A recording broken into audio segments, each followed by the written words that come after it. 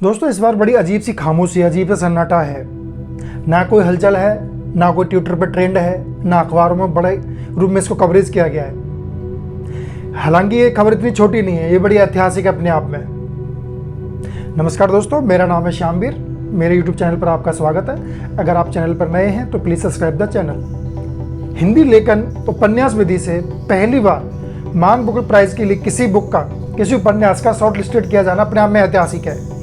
मगर दोस्तों इस बात पर इतनी चुप्पी है मार्केट में कि पता ही नहीं कि कुछ हुआ ही नहीं है। क्या किसी भारतीय को पहली बार मान बुकर पुरस्कार के लिए शॉर्ट लिस्टेड किया गया है, या कि इससे पहले किसी भारतीय ने पुरस्कार जीता नहीं है?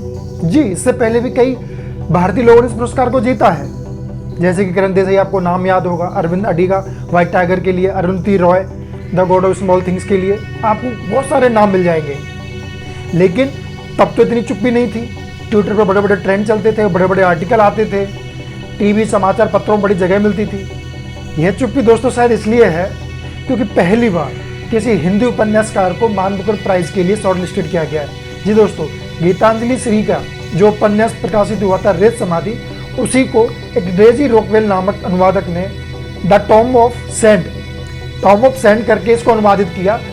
मान बुकर पुरस्कार उन लोगों को दिया जाता है जो फिक्शन श्रेणी में, फिक्शन कैटेगरी में अंग्रेजी के अनुवादित जो उपन्यास होते हैं उनको प्रकाशित करते हैं। उनकी टेरिटरी जो है पब्लिकेशन की यूके या आयरलैंड होनी चाहिए।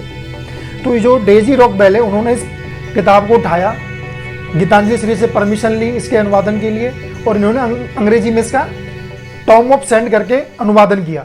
और दोस्तों एक किताब सेलेक्ट हो गई।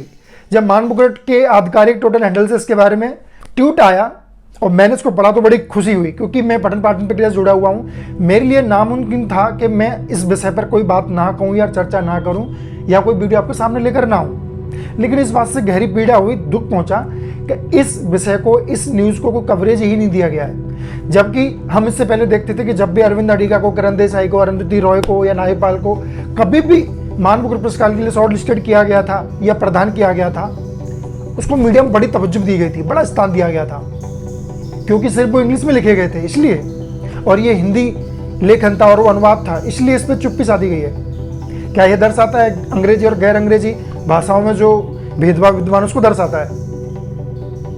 ये तो रहा नकारात्मक बिंदु। लेकिन क्या इस खाई को पाटने वाले लोग कहीं से आएंगे? मंगल ग्रह से आएंगे? नहीं, वो लोग आप हैं और मैं हूं। अगर हम पाठकों के बीच ही इस विषय को लेकर, इस न्यूज़ को लेकर खामोश रहेगी, सन्नाटा रहेगा, तो आने वाले समय में लेखक भी प्रेरणा नहीं पाएंगे। अगर आप और मैं मिलकर ही इस विषय को चर्चा करें और आने वाले लोगों से, आपके जो दोस्त हैं, आपके रिश्तेदार हैं, आपके दोस्त हैं, पढ़ने वाले हैं, लिखने वाले हैं, वो आपस में चर्चा कर लें तो ये विषय बन सकता है कि पहली बार किसी हिंदी लेखक को उसके अनुवादक के माध्यम से मान बुकर पुरस्कार के लिए शॉर्ट लिस्टेड किया गया है। मान बुकर पुरस्कार अपने आप में छोटा पुरस्कार नहीं है। इसकी धनराशि, जो इसमें जो पुरस्कार राशि मिलती है, वो साहित्य के नोबेल पुरस्कार के आसपास ही है। मान बुकर प्राइज में इस श्रेणी में जिसको पुरस्कार मिलता है उसको $50,000 इनाम की राशि मिलती है, जो बराबर रूप से अनुवादक और लेखक के बीच बांट दी जाती है। और अंतिम 6 में जो स्थान बनाते हैं, शॉर्ट लिस्टेड होते हैं, उनके लिए $2,500 की राशि इनाम में दी जाती है। अगर किसी देश का प्रतिनिधि या लेखक इतने बड़े अंतर्राष्ट्रीय मंच पर जाता है और किसी देश का मान बढ़ाता है, तो उस देश के लिए निस्संदेह ये बहुत बड़ी गौरव की बात होती है, गर्व के क्षण होते हैं। और पहले इसको तवज्जो भी मिलती रही है, इसको बहुत सारा मार्केट, मीडिया कवरेज भी मिलता रहा है। लेकिन इस बार बड़ा दुख हुआ, बड़ी तकलीफ हुई, क्योंकि वो एक हिंदी लेखक हैं तो उनको कोई ट्विटर पर ट्रेंड ही नहीं मिला, उनको इतना बड़ा तवज्जो भी नहीं मिला, उनके लिए कोई ट्रेंड नहीं चलाए गए।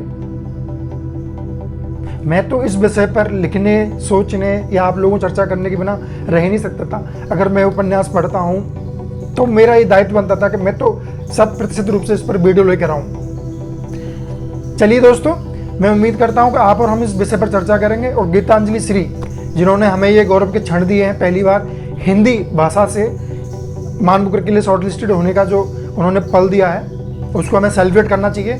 आने वाले अनुवादकों, आने वाले जो लेखक है, उनको प्रेरणा मिलेगी। अगर ऐसे हम पहले से ही भेदभाव के शिकार ना होते तो हो सकता है कि निर्मल वर्मा जी, अज्ञे जी के काम को अंग्रेजी में ट्रांसलेट किया जाता और उनके काम को अंतर्राष्ट्रीय स्तर पर ख्याति प्राप्त मिल पाती, उनको वो दर्जा मिल पाता जिसके वो हकदार थे। शायद इसी दोयम दर्जे की वजह से, शायद इसी भेदभाव की वजह से महान जो हमारे लेखक हैं, उपन्यासकार, उनको वो जगह नहीं मिल पाई जिसके वो हकदार थे। वो कि हिंदी भाषी पट्टी तक ही सिमट कर रह गई, जबकि उनका हक था कि उनको दुनिया के सब लोग पढ़ें, सब भाषाओं में पढ़ें, उनके विचार सब लोगों तक पहुँचते। मगर इस भेदभाव की वजह से शायद नहीं पहुँच पाए। इस खामोशी को, इस सन्नाटे को मुझे और आपको मिलकर तोड़ना होगा। इसको तोड़ते हैं। चलिए तो